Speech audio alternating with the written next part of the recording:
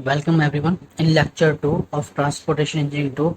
इस लेक्चर में हम various factors that affect the design of payment इन्हें हम डिटेल में स्टडी करेंगे। प्रीवियस लेक्चर में हम इनके इंट्रोडक्शन पढ़ चुके हैं। तो हमारे पास फैक्टर्स थे design of wheel load which includes maximum wheel load, axle configuration, contact pressure, equivalent single wheel load and repetition of loads.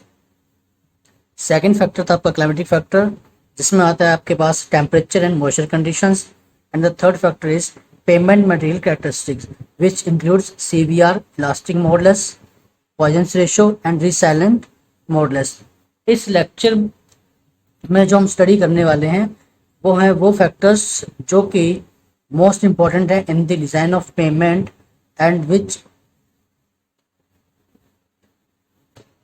and which affects the design of payment in various accepts. First is, जिसमें से हम पहले study करेंगे, what is maximum design wheel load. Maximum wheel load, तो maximum wheel load क्या है और ये किस तरीके से इफेक्ट करता है। Maximum wheel load mainly effect करता है डिजाइन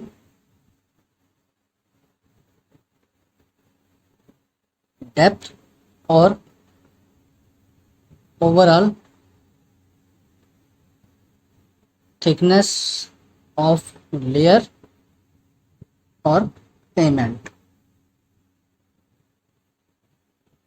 या तो लेयर की टोटल थिकनेस या फिर पेमेंट की टोटल थिकनेस को। जितना ज़्यादा व्हील लोड होगा, जितना ज़्यादा आपका व्हील लोड होगा, उतनी ही में डेप्थ चाहिए होगी उस पर्टिकुलर लेयर के लिए, या फिर टोटल डेप्थ चाहिए होगी पेमेंट की। व्हील लोड कम है तो आपकी डेप्थ ओवरऑल कम हो जाएगी पेमेंट की। अब व्हील मैक्सिमम व्हील लोड है क्या, as per IRC in past practice 8.1 ton 8.1 tons is considered as the maximum legal axle load of heavy vehicles. 8 ton is considered as maximum axle legal load of heavy vehicles, जो कि अब government of India ने जिसे अब for heavy commercial vehicles के लिए change कर दिया है 10.2 टन्स में। अब ये 8.1 टन एक्सल लोड, इसी तरीके से ये है आपके पास 10 टन लीगल एक्सल लोड है। ये एक्सल लोड मीन्स अगर मान लीजिए आपके पास सिंगल एक्सल है जिसमें टायर असेंबली क्या है, ड्यूल टायर असेंबली है, दो टायर्स हैं दोनों तरफ, कुछ इस तरीके से ये। तो इस एक्सल का लोड तो कितना आ गया 10.2 टन्स, मीन्स इस टोटल एक्सल का लोड कितना है 10.2 टन्स। एंड सिंगल व्हील का लोड कितना होगा, कितने व्हील्स हैं आपके 1 2 3 4, single wheel load will be 10.2 by single wheel का आपका लोड है 2.55 टन, मीन्स इस सिंगल व्हील पे लोड कितना होगा 25 टन, इस पे 255 टन, सेम 25 टन 25 टन। तो हम देखें तो अगर हम बात करें इस ड्यूल व्हील असेंबली की, तो design wheel load on dual wheel assembly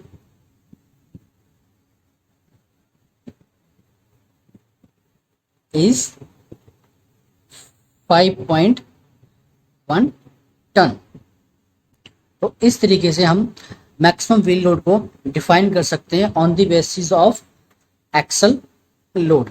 अब जो ये हमने टाइप की थी ये था आपका सिंगल एक्सल टाइप। इसके अलावा एक्सल्स होते हैं आपके टैंडम एक्सल्स। टैंडम एक्सल्स की कॉन्फ़िगरेशन क्या होगी, ये रियर एक्सल्स होते हैं किसी भी ट्रक के लिए, जिनमें क्या है ड्यूल व्हील असेंबली रहेगी पीछे, ये इस तरीके से।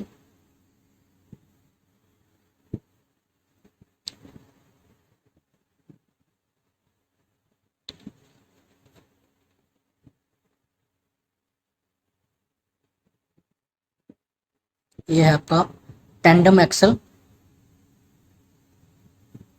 ये रियर पोर्शन है, रियर एक्सल है टैंडम एक्सल। फ्रंट एक्सल आपका वही single axle with dual wheel assembly. ये आपका फ्रंट एक्सल है हैवी कमर्शियल व्हीकल का, ये आपका फ्रंट एक्सल है। ये आपका रियर एक्सल है। फ्रंट एक्सल क्या टाइप है, ये सिंगल एक्सल है विद ड्यूल व्हील असेंबली। आपका जो रियर एक्सल है वो क्या है, tandem axle with dual wheel assembly. तो इस तरीके से आप एक्सल्स की टाइप और व्हील लोड को डिफाइन कर सकते हो, और मैक्सिमम व्हील लोड या फिर फॉर अ सिंगल व्हील और for a dual wheel assembly calculate कर सकते हैं। इसमें आपने जो याद रखना है वो ये है कि हैवी कमर्शियल व्हीकल्स के लिए जो आपका सिंगल एक्सल मैक्स डिफाइन किया गया है as a legal axle load for the purpose of design of payment to calculate the thickness, that is 10.2 tons. Now second is contact pressure. Contact pressure denoted by small p is defined as load on wheel by contact area of imprint, that is load divided by capital P, and the contact area of imprint is capital A. Area of imprint means जो मान लीजिए आपका ये tyre है, ये road surface के contact में है, तो जो ये एरिया इसका कांटेक्ट में है that is the area of imprint. So on the basis of this area the contact pressure is calculated, that is load by area, or load area is pi a square. A is the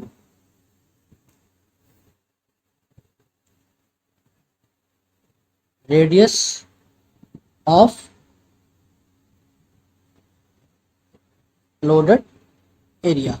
यहाँ पे ये अपने note करना है, important है, याद रखना है कि जो आपका व्हील लोड है, एरिया है जो व्हील लोड का, उससे हम यहाँ पे अज्यूम सर्कुलर अज्यूम करके चल रहे हैं। जो आपका ये एरिया है, इम्प्रिंट तो आपका ये कुछ रेक्टेंगुलर पोर्शन में बनता, लेकिन हम इसे एज अ सर्कल लेके चल रहे हैं। इम्प्रिंट आपका ऐसे बनता, ये टायर है तो ये कुछ रेक्टेंगुलर पोर्शन बनता, लेकिन इस रेक्टेंगुलर पोर्शन को for the calculation purpose we are considering it as circular, so that's why the loaded area is considered as pi a square. A is the radius of loaded area. So finally we have equation for the contact pressure, that is small p is equal to capital P, that is loaded area, and pi a square. यहाँ से हम contact pressure calculate कर सकते हैं। In general the range of contact pressure that is assumed or considered for the design is 7.0 to 9.5 kg per centimeter square. Here it is important to note 2 points. That first is कि जो आपकी total depth है payment की is not influenced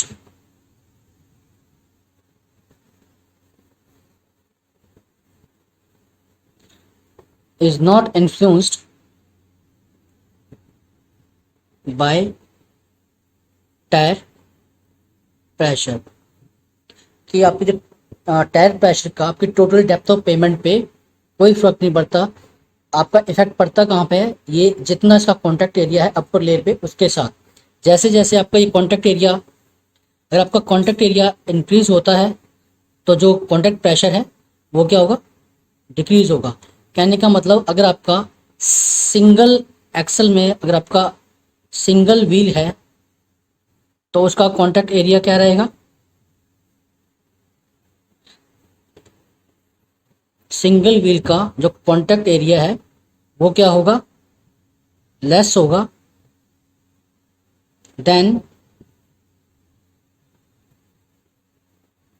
dual wheel assembly.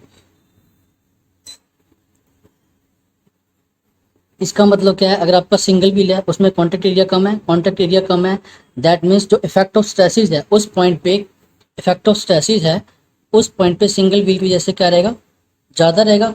अगर हम इसी single wheel को, इस सिंगल व्हील ने मान लीजिए अगर आपने 10 टन का लोड लेना है सिंगल व्हील ने, तो इसका कॉन्टैक्ट एरिया कम है तो इफेक्ट ऑफ स्ट्रेसिस इस अपर लेयर पे ज़्यादा रहेगा।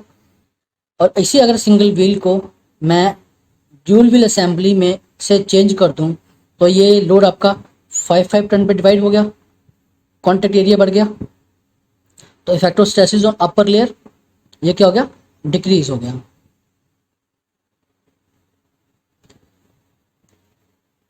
तो ये था आपका कॉन्टैक्ट प्रेशर। इसमें आपने इस इक्वेशन को याद रखना है और स्टैंडर्ड जो आपका कॉन्टैक्ट प्रेशर है इसकी रेंज को याद रखना है। ये डिज़ाइन में यूज करते हैं for the calculation purpose of the thickness of payment. Next we have equivalent single wheel load.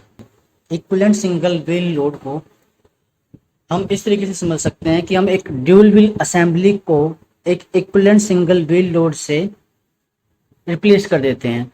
जितना आपका वो dual wheel assembly stresses deflection produce करेगी वही सेम स्ट्रेसेस और डिफ्लेक्शन आपकी वो इक्विवेलेंट सिंगल व्हील लोड से प्रोड्यूस होंगी।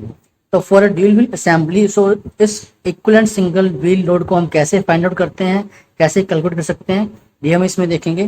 तो फर्स्ट ऑफ ऑल हम एक कॉन्सेप्ट देखते हैं कि इक्विवेलेंट सिंगल व्हील लोड का कॉन्सेप्ट क्या है। मान लीजिए हमारे पास एक स्पेसिफिक एरिया में जो आपका स्टैंडर्ड लीगल एक्सल लोड की लिमिट 10 टन है, लेकिन जो लोड कैरी करना है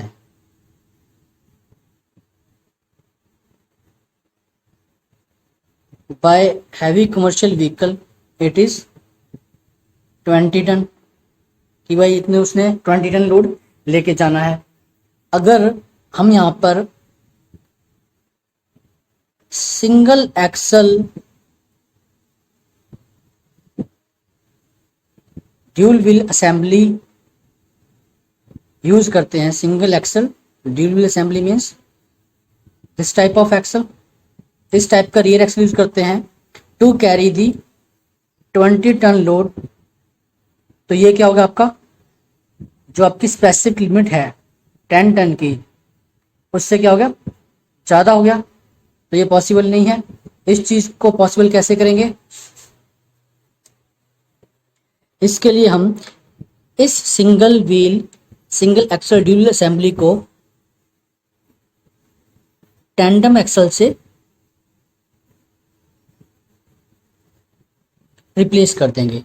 टैंडम एक्सल से रिप्लेस करने पे क्या होगा, tandem axle means this type of axle. ये क्या है, रियर एक्सल है, ये आपका टैंडम एक्सल बन गया। अब टैंडम एक्सल में क्या होगा, टैंडम एक्सल का ये पार्ट 10 टन लोड कैरी करेगा, ये पार्ट भी 10 टन लोड कैरी करेगा। ओवरऑल कितना हो गया, 20 टन हो गया।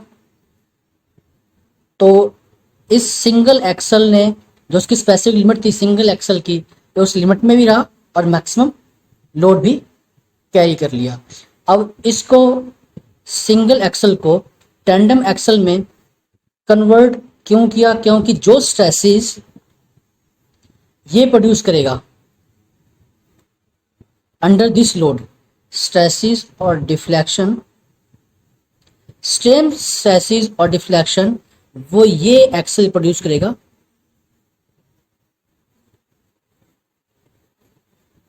Under this load.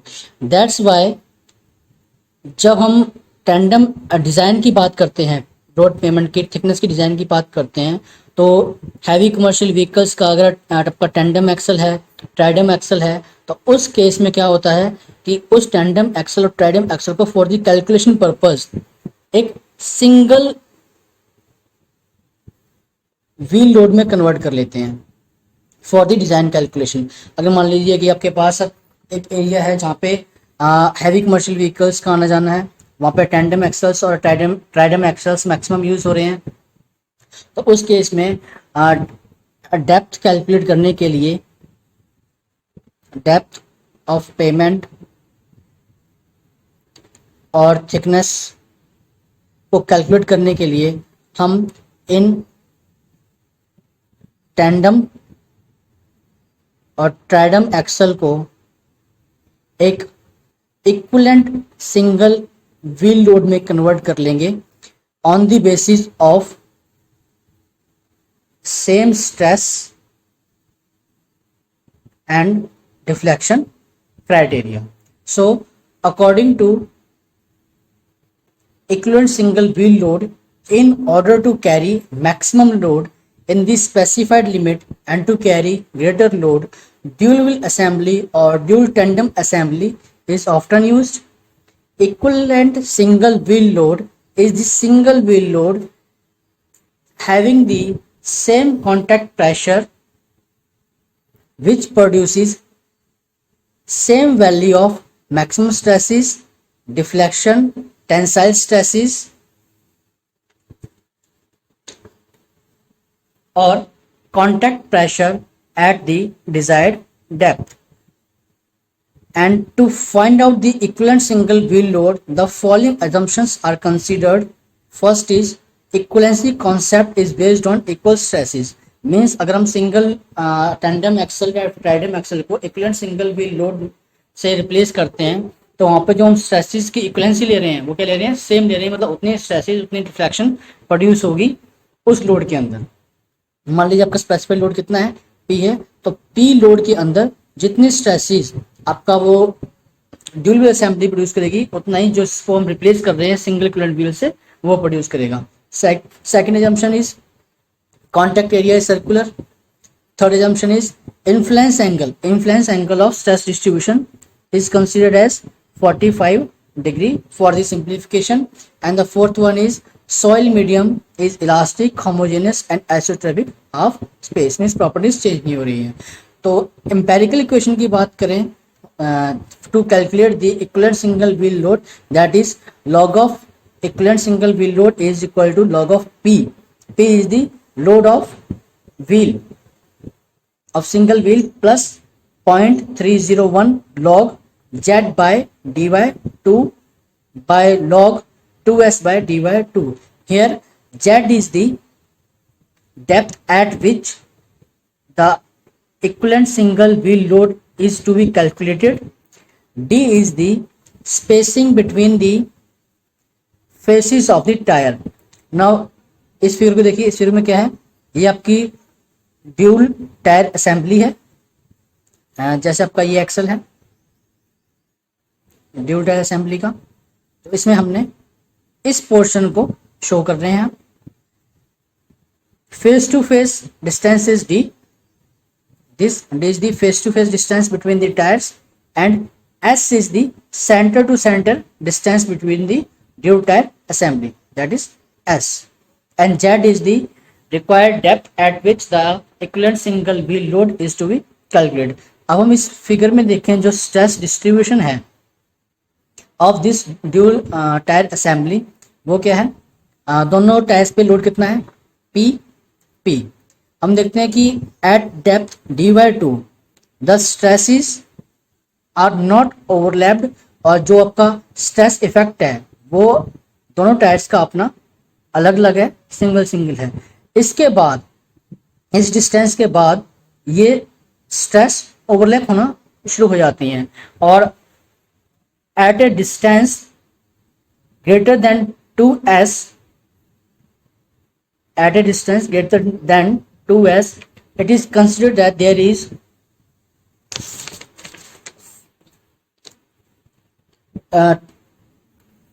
at a distance 2s, it is considered that there is total overlap of the compressive stresses of load at which the equivalent single load is equal to 2p।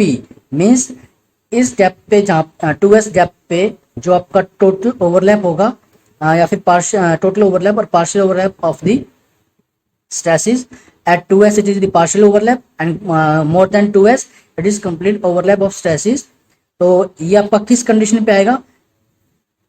For that condition the equivalent single wheel load is equal to 2p।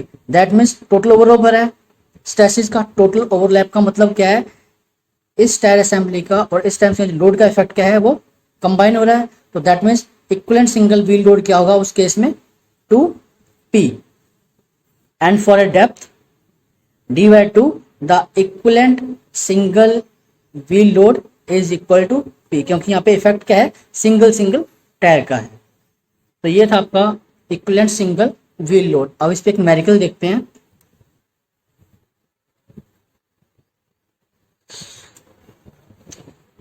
Numerical में हमारे पास find the equivalent single wheel load at depth 5 centimetre, 20 centimetre and 40 centimetre of dual wheel carrying 2044 kg each।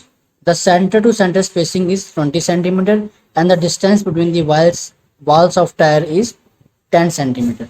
तो आपके पास given क्या है? each of tire have load of 2044 kg and the spacing between the walls of tire is, that is d, is 10 centimeter and the center to center spacing is 20 centimeter। Now in first case, for a depth 40 centimeter, this is twice the tire spacing. Tire spacing is center to center, tire spacing is 20 centimeter। So in that case the equivalent single wheel load, as we discussed that in case of 2s or greater than 2s the equivalent single wheel load is equal to 2p।